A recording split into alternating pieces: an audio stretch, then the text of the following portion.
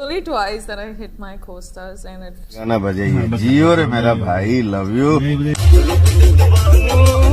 तो दोस्तों, साउथ के heroine Rashmika Mandanna power star Pawan Singh के बारे में ऐसी बात बोली जिसे सुनकर आपका भी होश उड़ जाएगा। तो क्या है आज की पूरी जानकारी इस वीडियो में बताने वाला है, तो इस वीडियो का अंत तक देखना और लास्ट तक देखना। तो दोस्तों चलिए वीडियो को शुरू करते हैं।